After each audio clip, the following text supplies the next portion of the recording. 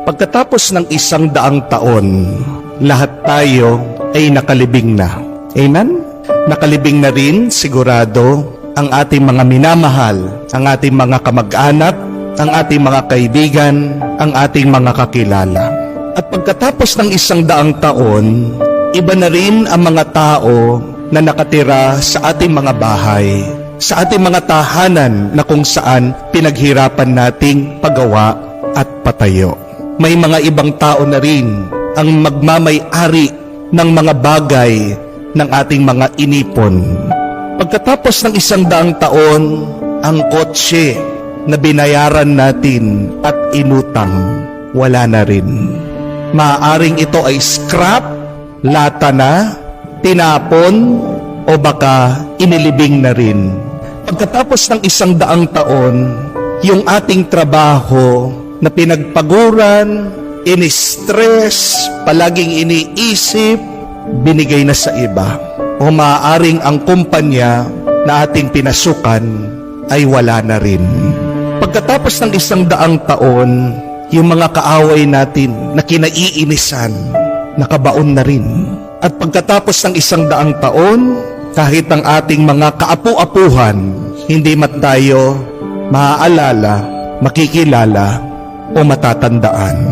Pagkatapos nating mamatay, larawan na lang tayo.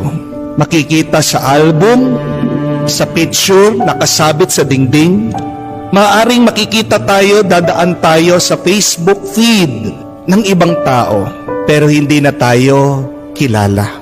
Pagkatapos ng 1 dekada, mawawala na rin ang ating mga larawan, ang ating mga alaala. Kung maiintindihan natin ang ating kinabukasan na mawawalang kwenta lahat ng ating mga inaalala dahil may katapusan na ang lahat, hindi ba magiging mas masaya tayo ngayon?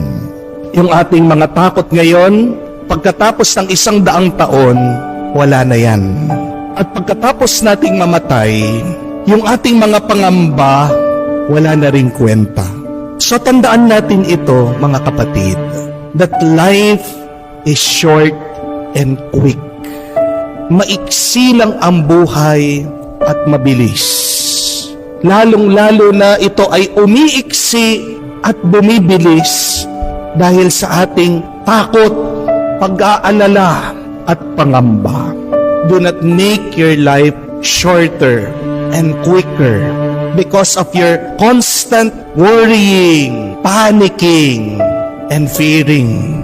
Baka sa huli, magsisi ka na inubos mo ang iyong buhay sa kakaisip at sa pag-aalala.